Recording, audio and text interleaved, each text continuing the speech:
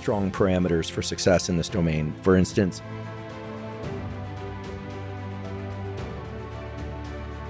yeah, I think we're dealing with two general categories of people who have problems with motivation and focus. And I think we've failed to describe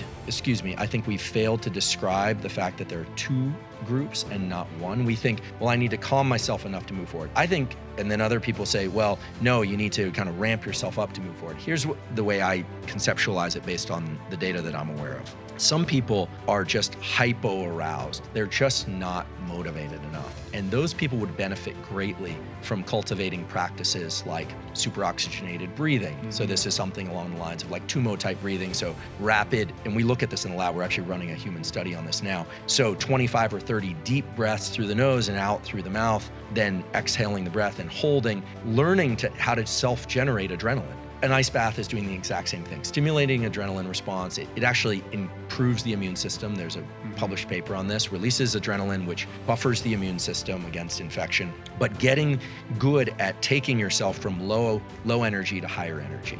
While you're trying to become successful, your journey is going to be long and grueling, but you have to make sure that you are dedicated and stay focused to the things that you truly know that is important to you and whatever you truly love to do. Because it's your time, your energy, and your money that you're pouring into this craft. So you have to make sure that you enjoy it and figure out what it is that you want to do. And don't listen to anybody if they say it's a good idea or a bad idea. Do whatever you feel confident enough to go out there and do, and grow and learn things that you never thought possible.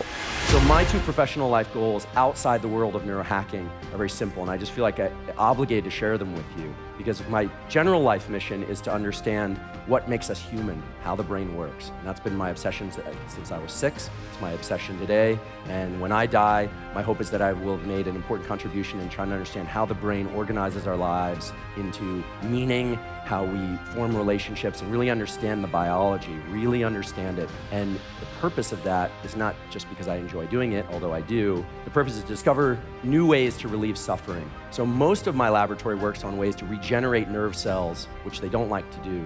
Nerve cells in your brain and spinal cord don't naturally regenerate. We unfortunately, unlike other animals in the animal kingdom, don't naturally regenerate those cells. And so in a case like childhood blindness or early onset glaucoma is a disease that we devote a lot of our attention to. You go blind and you never get vision back. There's no eyeball transplantation yet. We're working on that. And so that's my professional life goal in the world of science.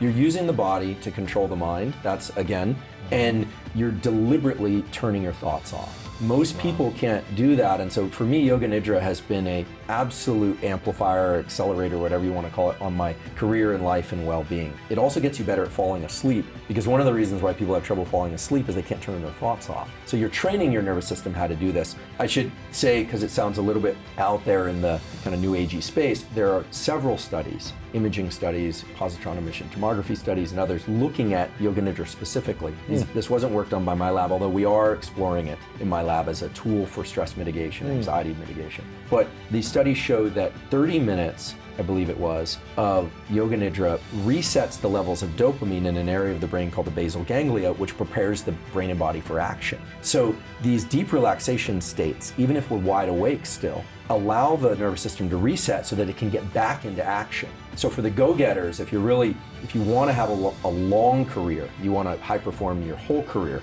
you want to have tools that allow you to reset that dopamine level, because that is accomplished, that has a huge effect, on buffering adrenaline, as we said earlier. But in addition to that, serotonin is what resets the dopamine pathway. So now there's sort of what we're seeing is kind of a logic to it. You need to alternate rest and effort. You need to reward effort. You need to understand with rest.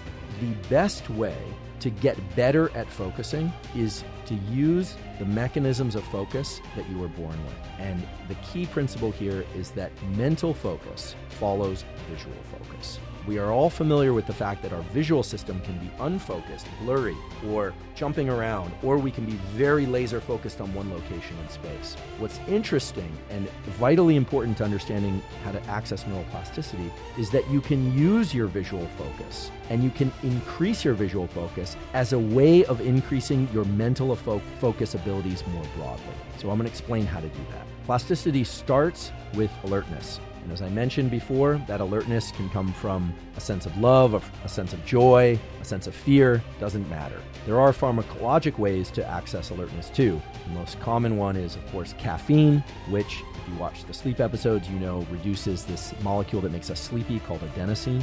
I drink plenty of caffeine. I'm a heavy user of caffeine. I don't think abuser of caffeine. I think in reasonable amounts, provided we can still fall asleep at night. Caffeine can be a relatively safe way to increase epinephrine. So thank you all so much for watching this video. If you haven't already, please go ahead and like the video, subscribe to the channel if you're new, and let us know what you thought down in the comment section below.